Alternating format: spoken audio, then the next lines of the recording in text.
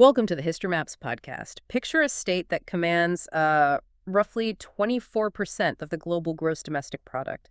It is an economic titan, a manufacturing powerhouse, and a military juggernaut that dictates the flow of global trade. And, we are not talking about a modern superpower here. That is the Mughal Empire at its absolute zenith. Right. But the trajectory of how that immense wealth was consolidated and how it ultimately shattered is not a simple story of just, conquest and defeat. We are tracing the life cycle of an empire from a daring Central Asian cavalry charge in 1526 to its formal, agonizing dissolution in 1857. Yeah, so for you, the listener, this is a comprehensive journey into the actual mechanics of absolute power. Sure. We are going right into the military innovations that birthed the state, the intricate administrative and agrarian machineries that sustained its economy, and the complex religious syntheses its rulers attempted. Exactly, along with the deep structural contradictions that eventually tore the entire system apart. And to set the parameters clearly right now, when we examine the diverse and often highly polarizing religious and political policies of the various emperors, we are looking purely at the mechanics of statecraft. Right. We are impartial observers unpacking the historical records, not endorsing the specific ideologies or policies of the figures involved. Yeah, because the mechanics are what make this entire narrative so intricate. Because you cannot understand the eventual collapse of a system that controlled a quarter of the world's wealth without fully understanding the foundation it was built upon. Absolutely. And that foundation does not begin with an established bureaucracy. It begins with a very specific, highly desperate military gamble. April 21st, 1526, the First Battle of Panipat. The historical texts give us an incredibly detailed look at this exact moment. They really do. You have Babur, a Turco-Mongol warlord, who traces his direct lineage back to Timur and Genghis Khan, standing on the dusty plains of northern India. And he's essentially a man with his back against the wall, right? I mean, he has been pushed out of his ancestral homelands in Central Asia. He has lost his territories. Yeah, he's pushing south from Kabul with a force of roughly 12,000 men. And staring him down across the plains is the massive, entrenched army of the Delhi Sultanate under Ibrahim Lodi. And Lodi's forces are just huge. The contemporary records estimate Lodi is fielding up to 100,000 troops, reinforced by hundreds of war elephants. Right. So by any conventional military logic of the early 16th century, Babur should have been utterly annihilated. The numerical disparity is terrifying. 12,000 against 100,000. Exactly. He is an outsider, far from his logistical base, attempting to seize heavily defended territory. But Babur brings something to the plains of Panipat that the Delhi Sultanate is completely unprepared to counter. He brings a synthesis of newly adopted technology and highly disciplined nomadic tactical organization. He brings gunpowder. Yes. Specifically, the widespread battlefield use of matchlock firearms and cast bronze cannons. But, possessing a new weapon and knowing how to deploy it against a massive charging force, those are two entirely different things. Very different. A matchlock of that era is not a modern rifle. No, it is heavy, it is cumbersome, and it takes an agonizingly long time to reload. You have to pour the powder, ram the ball, prime the pan, and physically touch a smoldering piece of cord to the powder. Right, and if you were standing in an open field and a wall of war elephants and heavy cavalry is charging right at you, you were going to get exactly one shot off before you're trampled into the dirt. Yeah, so how does he keep his gunners alive? Well, the vulnerability of the gunners was the primary tactical problem of early modern warfare. Babur's brilliance was not just bringing the guns, it was how he protected them. To solve this vulnerability, he employed a defensive formation known as the arroba. The arroba, that's the wagon formation, right? Right, yes. He ordered his men to gather hundreds of baggage carts and wagons. They lined them up across his entire front line and physically lashed them together using ropes made of raw animal hide. So they are essentially building a mobile fortress wall right on the battlefield. A completely static fortified line. They left specific calculated gaps in this wall of wagons, just wide enough for a column of their own cavalry to charge through. Yeah. But the wagons themselves formed an impenetrable physical barrier. Oh, I see. So the artillerymen and the matchlock infantry stood behind this wooden wall, entirely protected from the initial shock of the Lodi cavalry charge. Exactly. This stabilized Babur's center. It gave his gunners the time and the physical security to reload and sustain a continuous barrage of fire. The psychological impact of that must have been devastating. You have Lodi's elephant's beasts trained to break infantry lines through sheer physical terror, suddenly facing the deafening roar of cannons and the smell of sulfur. And elephants do not like cannons. Not at all. The animals panic. They turn around and start trampling their own infantry. The panic is exactly what Babur relies on.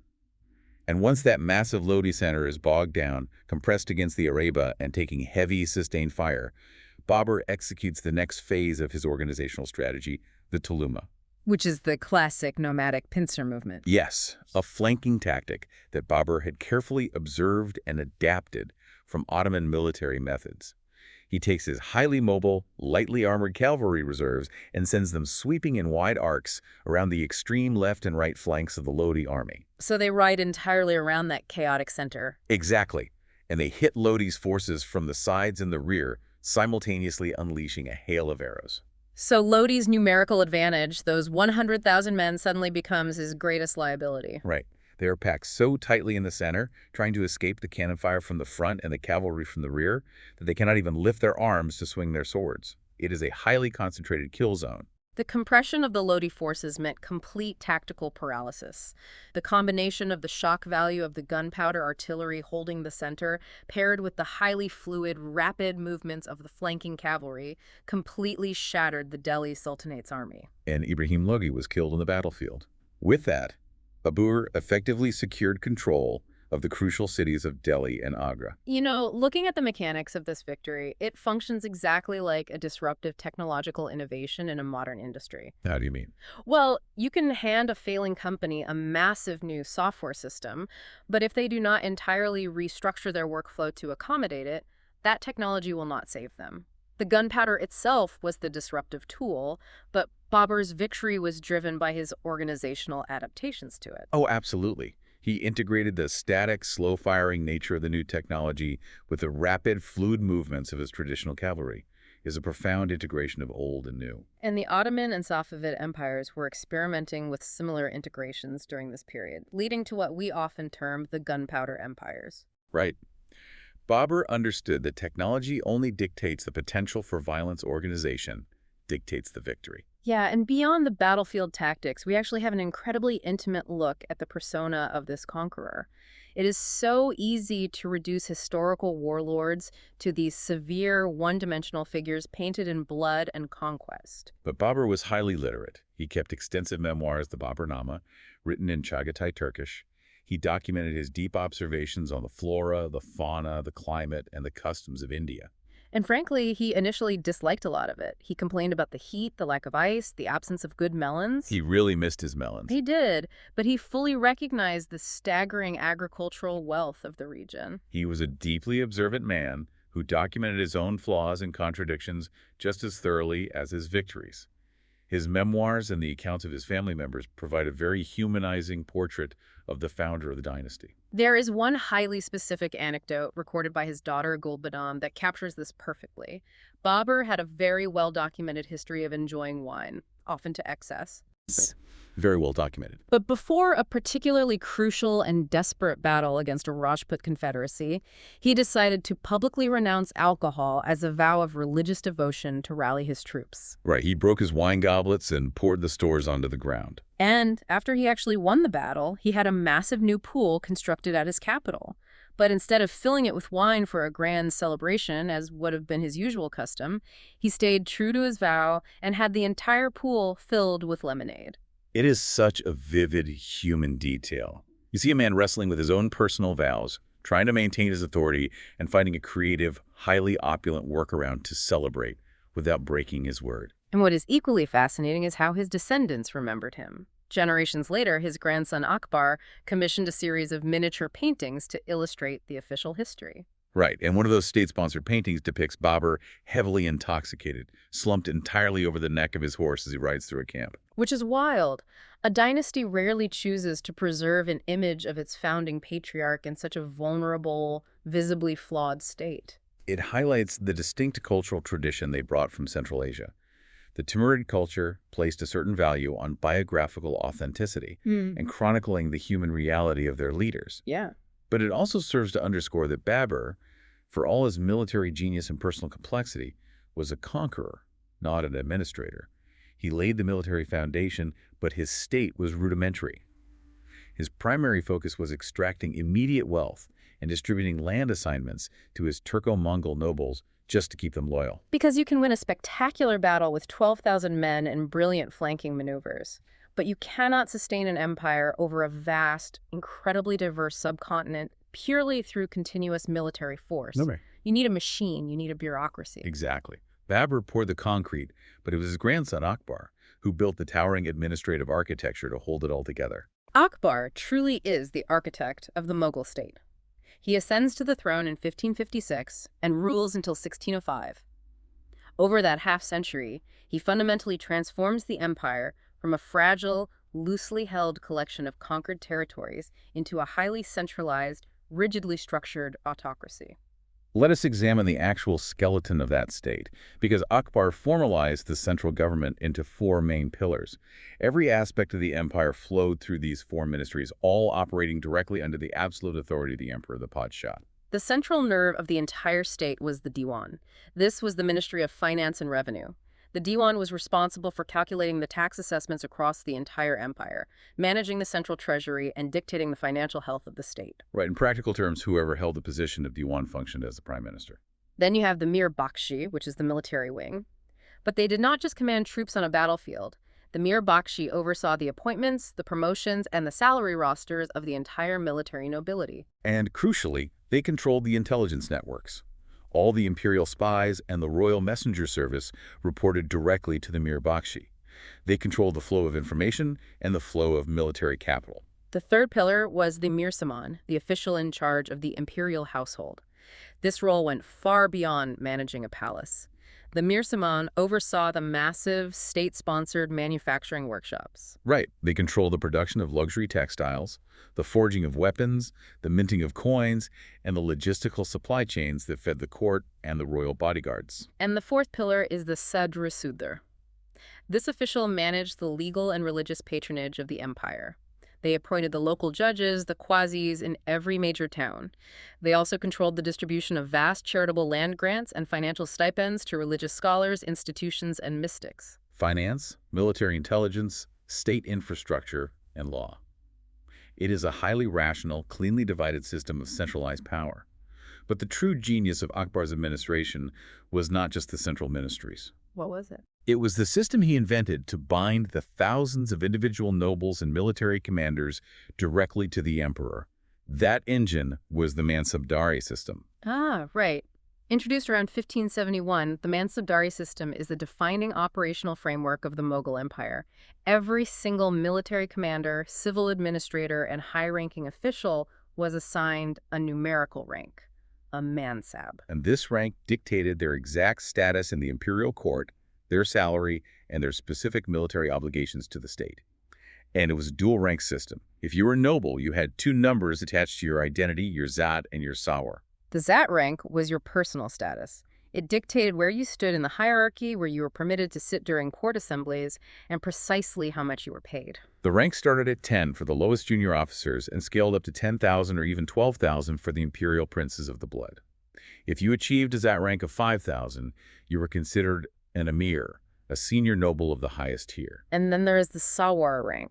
The Sawar rank was purely military. It dictated the exact number of heavy cavalrymen and horses that the officer was legally required to equip, train, maintain, and bring to the battlefield the moment the emperor demanded it. So a noble might hold a personal Zat rank of 5,000, meaning he enjoyed the massive salary and prestige of that tier, but his Sawar rank might only be 3,000. Meaning his actual financial obligation was only to maintain a force of 3,000 cavalry. Exactly.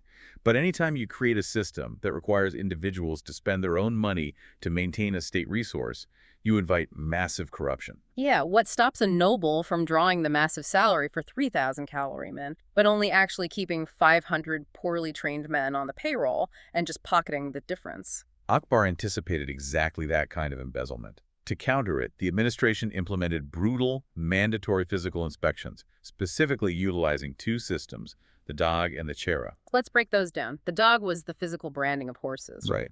Yes. When a noble brought his cavalry for inspection, every horse that met the strict military standards was branded with a hot iron bearing the imperial mark. This prevented a noble from borrowing horses from his neighbor just to pass the inspection, or from presenting the same horse twice. And the chera applied to the men themselves. Right. The chera was a highly detailed, descriptive role.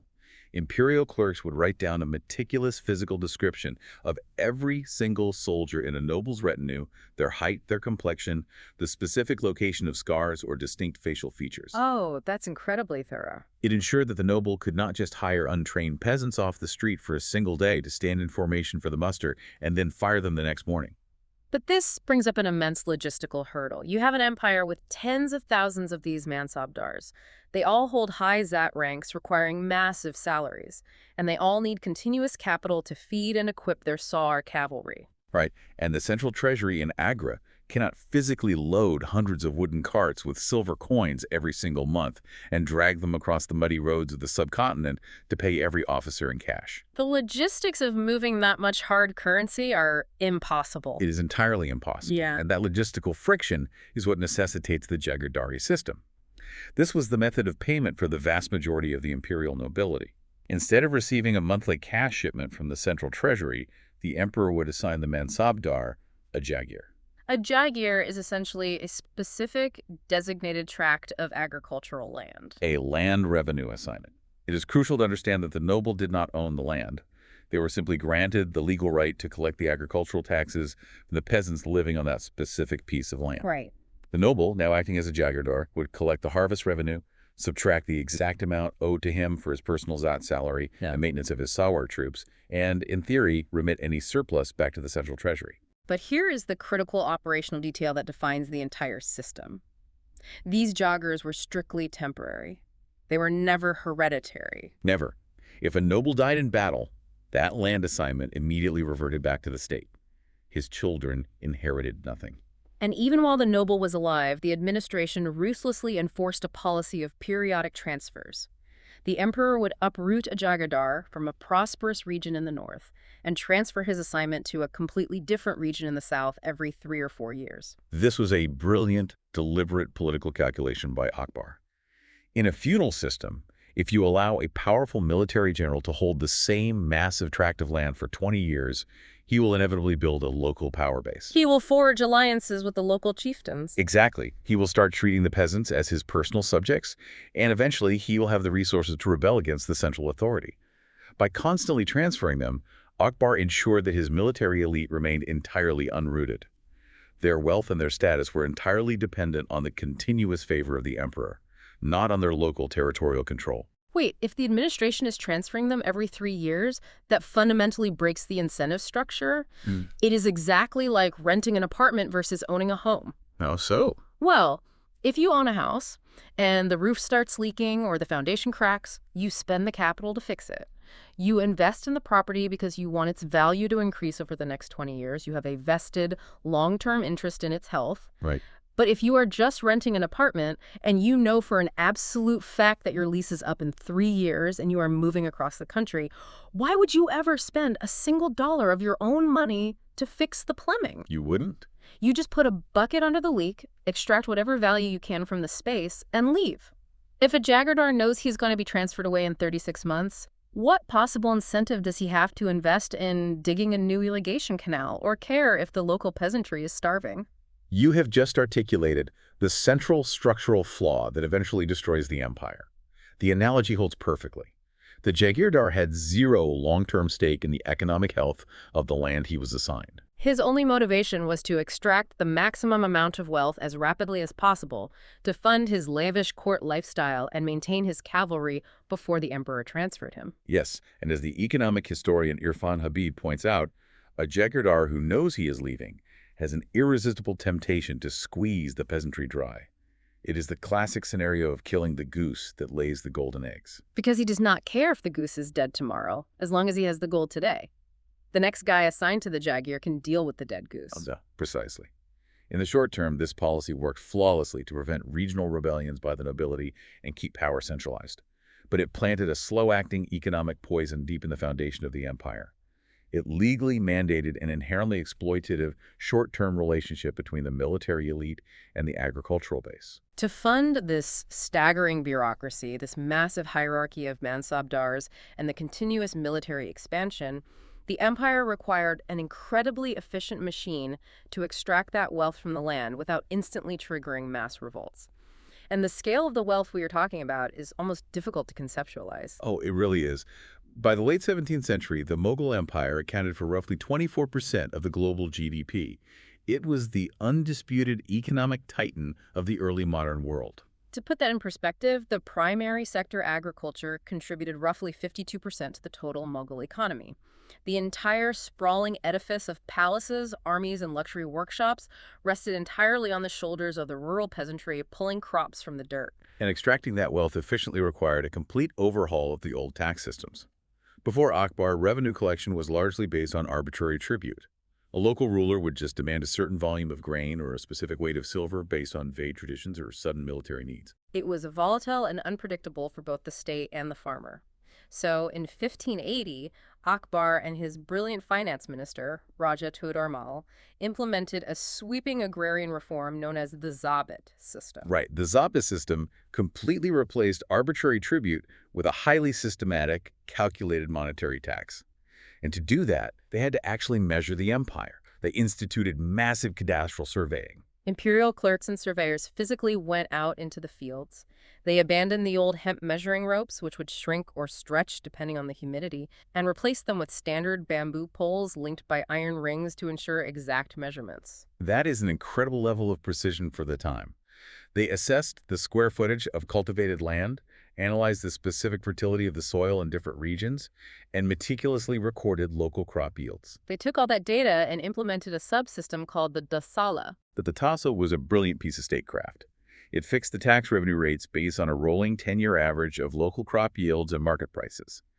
This meant the state had a highly predictable, stabilized income projection for the next decade, and the peasants were theoretically protected from being utterly ruined by a single bad harvest or a sudden drought. But the most radical lever of social engineering in the Zabit system was the method of payment. The state mandated that these taxes must be paid in cash, specifically in the uniform silver currency of the empire, the rupee. And that changed everything. If you are a wheat farmer in a rural village, you can no longer just hand over a quarter of your grain silo to the local tax collector. You have to somehow acquire imperial silver. And how does a peasant acquire silver? They cannot eat their surplus grain, they have to sell it. This single administrative requirement forced millions of rural peasants out of simple subsistence farming and thrust them into broader, monetized market networks. The state aggressively drove the commercialization of agriculture. The administration also actively manipulated what the peasants grew. The tax rates were deliberately structured to heavily incentivize the cultivation of high-value cash crops over basic food grains. They pushed for massive fields of cotton, indigo for dyes, sugarcane, and opium. And by the mid-17th century, they were rapidly integrating new, high-yield crops brought over from the Americas, like tobacco and maize. The state demanded cash crops because those goods could be manufactured into textiles or traded on the global export market.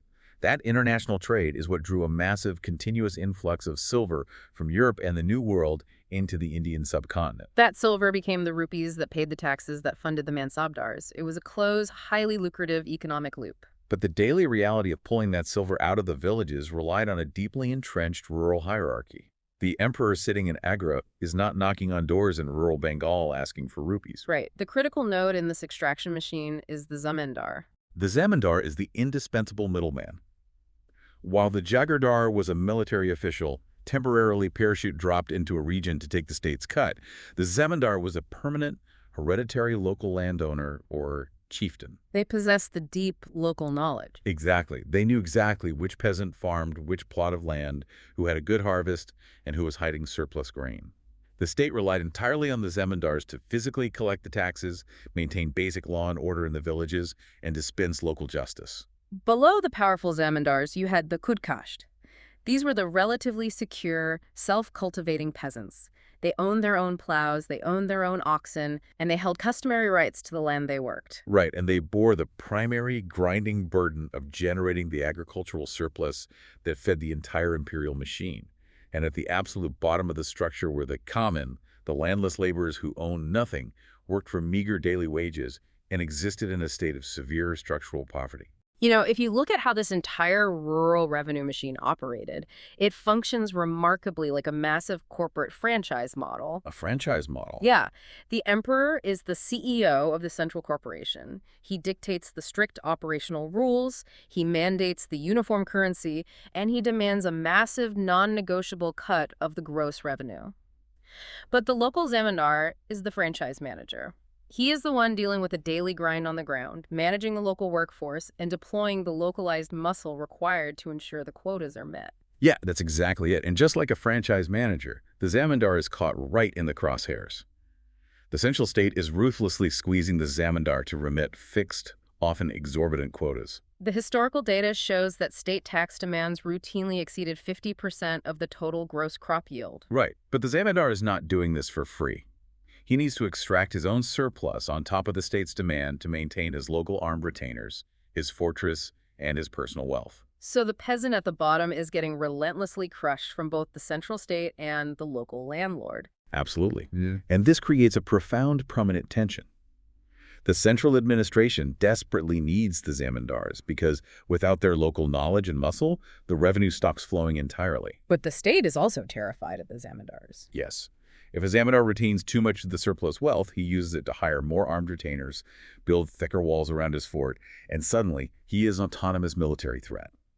Managing that delicate balance of power between the center and the local intermediaries is the daily reality of Mughal politics. Managing the physical wealth of a population that would grow to an estimated 150 million people is a staggering logistical challenge. But managing their ideological, cultural, and religious realities required something far more radical than cadastral surveying. You are hitting the fundamental demographic reality of the empire. You have a very small, highly elite ruling class, predominantly Turco-Mongol, Persian, and Central Asian Muslims, attempting to govern a vast, diverse population that is estimated to be 80 to 85% Hindu, alongside significant populations of Jains, Sikhs, and Buddhists. If you are Akbar, trying to build a stable, multi-generational centralized state, you cannot perpetually rule a population of 100 million people purely through the threat of cavalry charges. The sheer math of the demographics makes ruling by force alone impossible. You need collaboration. Akbar realized very early on that achieving true imperial stability required the active cooperation and integration of the diverse indigenous elites, particularly the powerful Hindu Rajput warrior clans. His solution to this demographic puzzle was a profound, systemic, ideological shift toward a policy known as Sulikud. Which translates from Arabic as universal peace or absolute peace, is a concept deeply rooted in Sufi mystic traditions. But as state policy, it was not merely passive tolerance, was it? Not at all. It was an active, highly visible framework of reconciliation and harmonious coexistence. Akbar began dismantling the discriminatory legal structures. Most crucially, he abolished the jizya. The jizya being the traditional tax levied by Islamic states, specifically on non-Muslim subjects.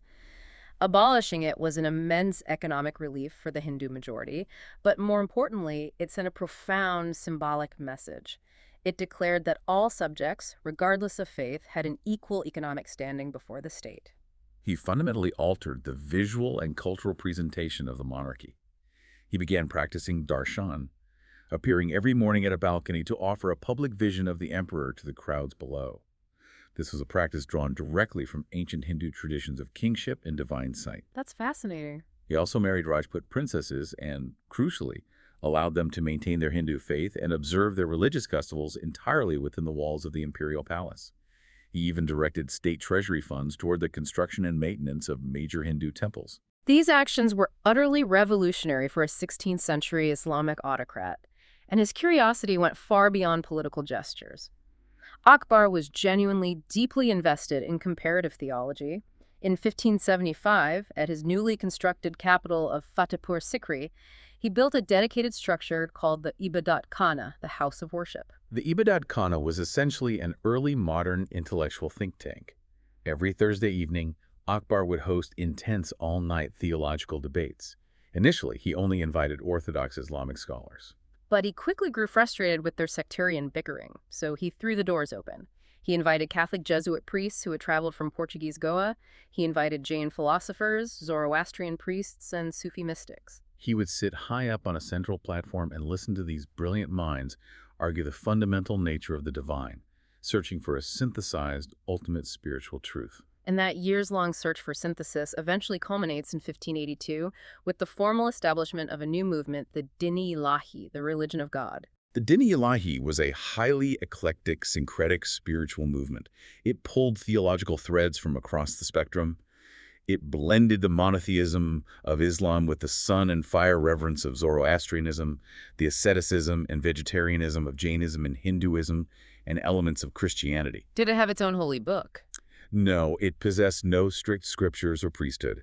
Instead, it emphasized moral virtues, extreme generosity, forgiveness, piety, and the complete abstention from the slaughter of animals. But it is crucial to note that this was never a mass religious movement designed to convert the peasantry.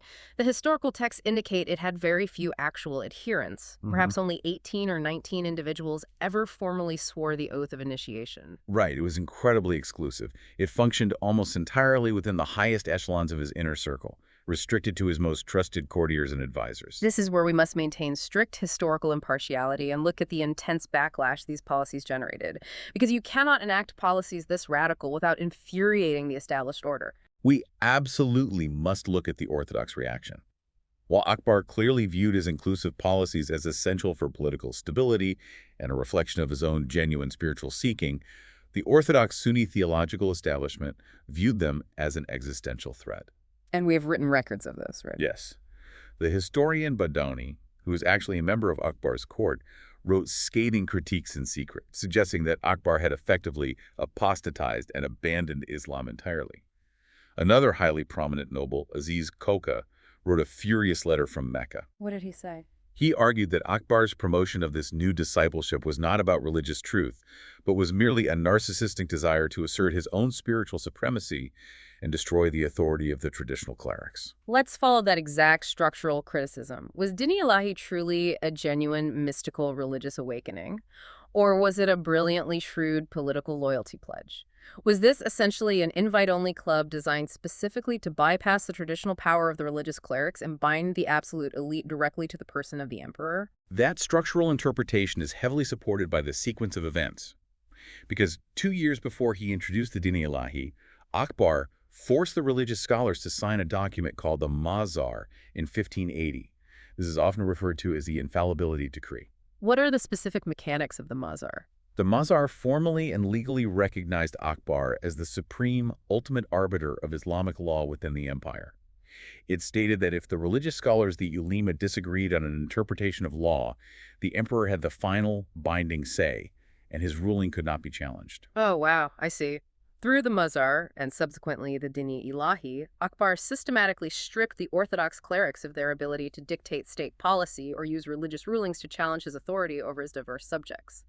He consolidated absolute temporal and absolute spiritual power perfectly into his own hands. Precisely. So, whether driven by the genuine soul-searching of a mystic or the ruthless calculus of an autocrat, the result was a period of unprecedented internal centralization and social harmony. And that massive accumulation of wealth, combined with internal stability, created the perfect atmospheric pressure for the empire to express its absolute dominance in stone. We arrive at the zenith of monumental architecture. The architecture of this era is the physical, permanent manifestation of the synthesis Akbar achieved in his administration and religion. It is a seamless amalgamation of Persian geometry, Timurid scale, and indigenous Indian craftsmanship. It created a completely unique Indo-Islamic architectural vocabulary. The visual characteristics of this style are iconic. In the early imperial phase, you see the massive sweeping use of hard red sandstone.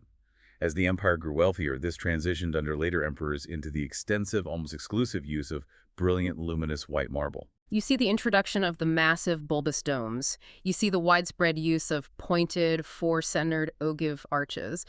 And crucially, they integrated local Indian elements like chhatras, the small, elevated, dome-shaped pavilions drawn directly from Rajput architecture to break up the roof lines.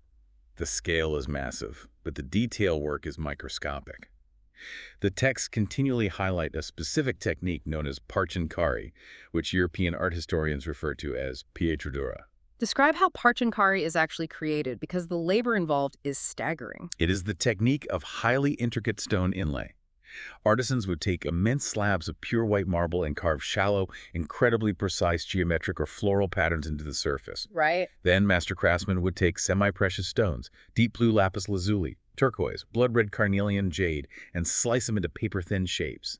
They would polish these tiny slivers of jewel and inlay them perfectly flush into the carved marble recesses. It requires a level of artisanal skill, patience, and raw capital that is almost unimaginable. We see the evolution of this imperial ambition clearly in the capital cities. In 1571, Akbar decides to build an entirely new capital city from scratch at Fatehpur Sikri. Fatehpur Sikri is a masterclass in the early red sandstone syncretic style. It features the Buland Darwaza, the Gate of Magnificence, which is a towering victory arch standing 54 meters tall, designed to intimidate anyone approaching the city. Right, and it contains structures like the Panch Mahal, a stunning five-story open pavilion that dramatically diminishes in size as it rises, supported by intricately carved columns designed to catch the cooling winds. They spent vast fortunes designing this intricate, perfectly symmetrical capital, and yet they made a catastrophic logistical oversight. Within 14 years, the emperor and the entire court had to completely abandon Fatehpur Sikri and march away. Because they ran out of water. Wait, really? Yes. The local water supply was entirely insufficient to sustain the massive, sudden influx of the imperial court, the army, and the civilian population that followed them. It is a profound historical irony. The most powerful man on earth builds a perfect city in stone, but the fundamental environmental reality of water scarcity forces him to abandon it to the ghosts. But the architectural ambition did not wane. It simply moved and gained access to even more capital. This culminates under Akbar's grandson, Shah Jahan. Shah Jahan is the emperor responsible for the transition to the classic, elegant white marble phase.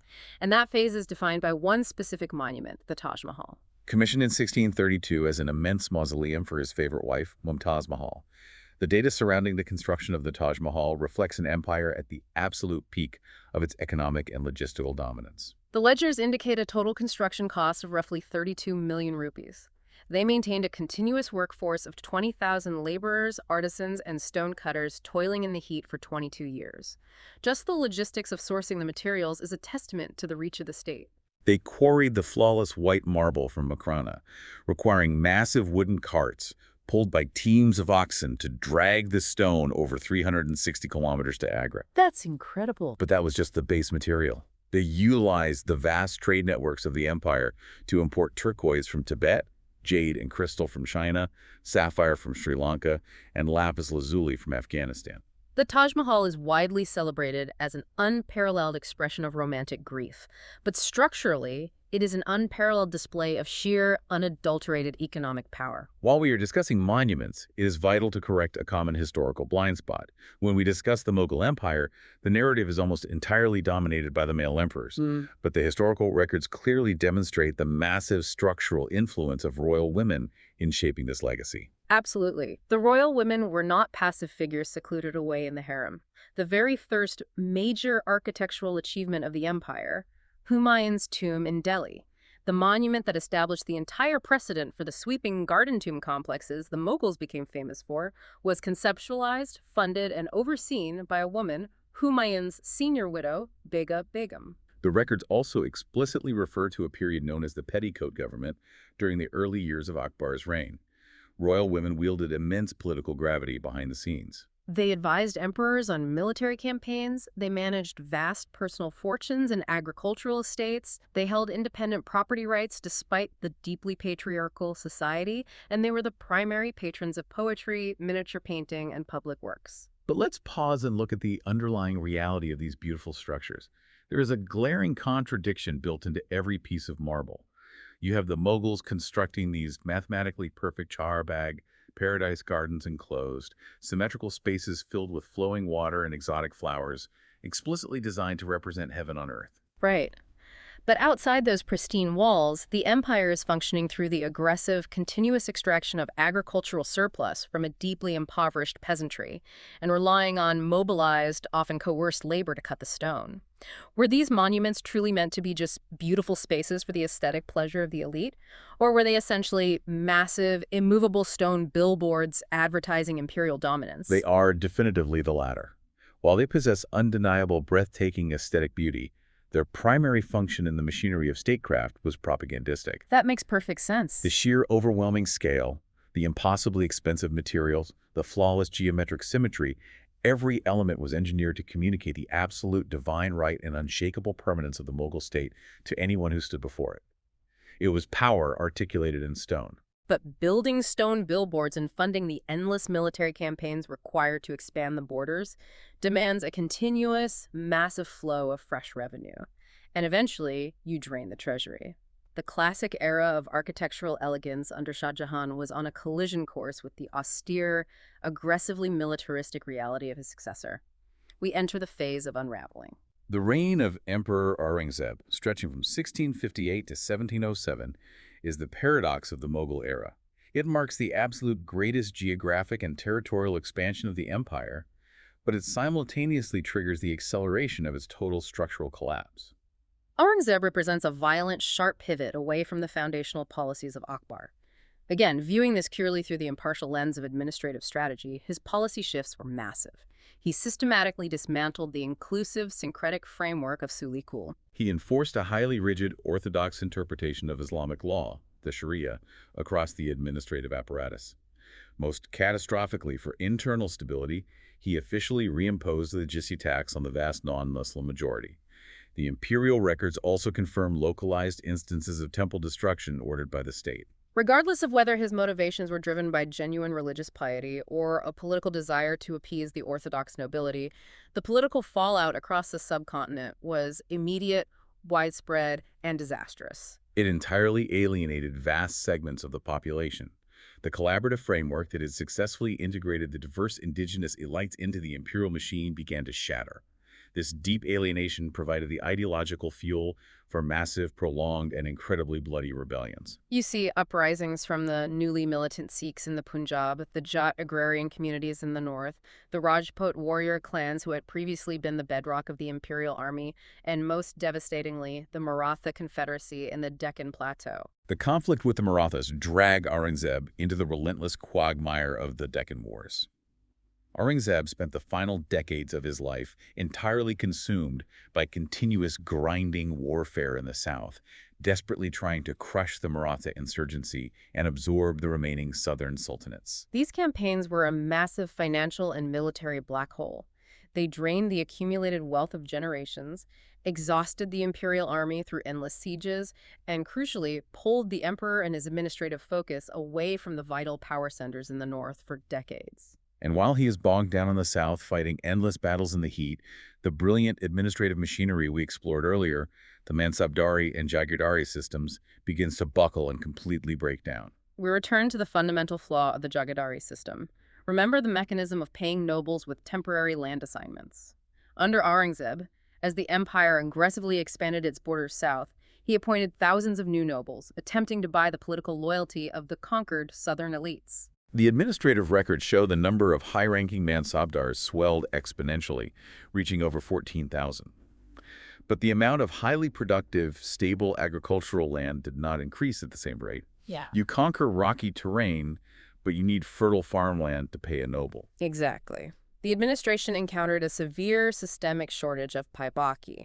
Paibaki was the specific category of land held in reserve, earmarked to be given out as new jagirs to incoming nobles. So the state is handing out titles, but the bank is empty. You have thousands of newly minted nobles holding a piece of imperial paper that says they are legally owed a massive salary, but the central administration has no actual land left to assign them. It caused absolute systemic dysfunction. The clerks began falsifying records.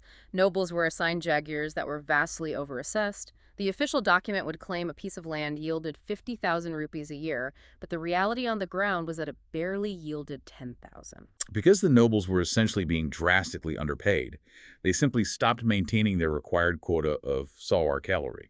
The entire military infrastructure weakened from the inside out. And the nobles who did manage to secure a Jagier became incredibly desperate. They knew they might be transferred at any moment or lose the land entirely to a rival, so they abandoned any pretense of long-term management and began extracting revenue from the peasantry with terrifying, violent aggression. Which leads us directly to the agrarian crisis theory proposed by historian Irfan Habib. Irfan Habib's analysis focuses squarely on the structural economic flaws of the administration. He argues that the inherent contradiction of the Jagadari system, the temporary, non-hereditary, unrooted nature of the land assignments, finally reached its breaking point. As the financial demands of the central state exploded to fund the Deccan Wars, and the desperate nobles squeezed the land to maintain their status, the taxation rates skyrocketed. The burden on the peasantry routinely exceeded 50% of the total crop yield, and in some regions went even higher. More than half of everything a peasant physically pulls from the earth is confiscated by the state. It pushed the rural population beyond the absolute limits of human subsistence. When taxation reaches that aggressive level, basic farming is no longer economically viable. The result was widespread agrarian distress, crippling localized famines, and ultimately mass peasant flight. Cultivators literally abandoned their ancestral fields, packed whatever they could carry, and fled into the forests. Or they took up arms and joined the growing rebel militias. And the local zemindars, the franchise managers we discussed, are watching their local peasant labor base evaporate. They are getting crushed by the central state's demands, so they do exactly what the state feared. They militarize, they use their local fortresses and armed retainers to actively lead armed rebellions against the central imperial authority. So, weighing these competing historical arguments, was the decline primarily a failure of religious tolerance and ideological flexibility, as historian William Dalrymple suggests, focusing on Aurangzeb's orthodox policies shattering the alliances? Or was it purely a structural economic collapse, as Irfan Habib and C.A. Bailey argue, where the unrooted extraction system simply ate itself? To bring back the failing company analogy, did this massive corporate empire fail because the new CEO instituted a toxic corporate culture that drove away all the best local talent? Or did it fail because their burn rate on military expansion was too high and they simply ran out of cash to pay the employees? History rarely accommodates a single clean cause. It is a devastating synthesis of both. The structural economic flaws, the Jagirdari crisis, and the merciless overextraction from the peasantry were the underlying fatal condition.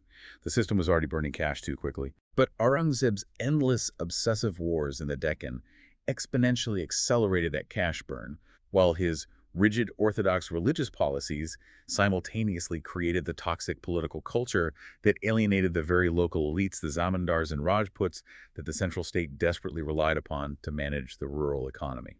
The wars exacerbated the structural flaws, and the ideological shift ensured there was zero political goodwill left to survive the economic crisis. And when a highly centralized empire is structurally bankrupt, militarily exhausted, and politically fractured, the death of a strong autocratic ruler does not simply bring a new emperor, it brings absolute chaos. Aurangzeb died in 1707. And because the Mughal dynasty possessed no fixed legal rule of primogeniture, meaning the eldest son did not automatically inherit the throne, every single succession was a high-stakes potential civil war. The historical accounts describe absolute bloodbaths between the sons as they fought for control of the crumbling state. Immediately following Aurangzeb's death, his sons mobilized their armies against one another. At the massive Battle of Jajau, Bahadur Shah I defeated and killed his own brother Azam Shah. He subsequently marched his forces south and defeated his other brother, Kambach, near Hyderabad. Bahadur Shah I eventually takes the throne, but the internal damage is irreparable. The central authority of the emperor is shattered. We enter a phase the histories call the era of regent successions.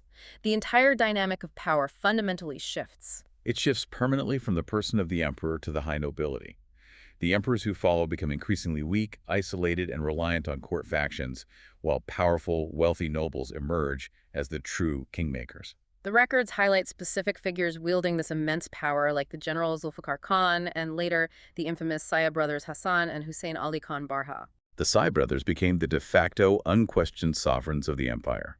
They controlled the palace guards and the treasury. They began to make and unmake emperors entirely at will, assassinating those who showed any spark of independence and installing pliable, terrified puppets.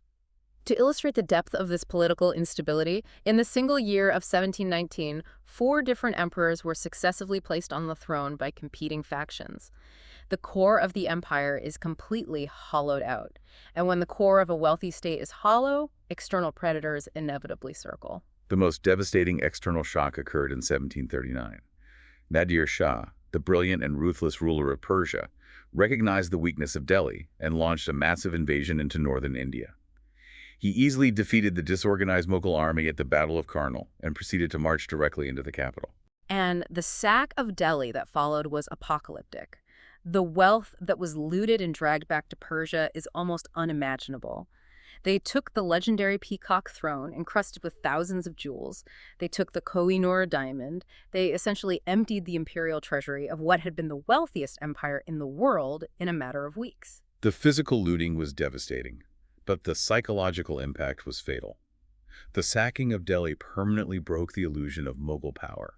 It signaled to every regional governor, every ambitious zamindar, and every local warlord that the emperor could no longer even protect the walls of his own capital, let alone enforce his will in the provinces. The empire rapidly fragmented. Powerful regional states like Bengal, Awadh, and Hyderabad broke away, where the local governors ruled as independent monarchs, paying only nominal, polite lip service to the powerless emperor sitting in Delhi.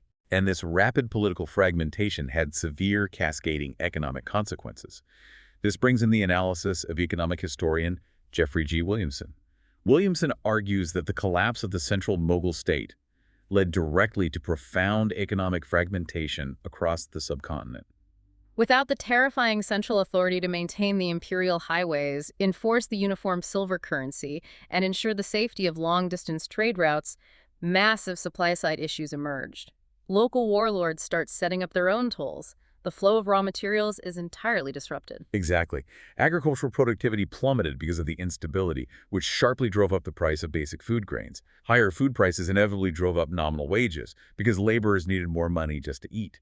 And those higher wages significantly increased the cost of manufacturing goods, particularly the lucrative textiles.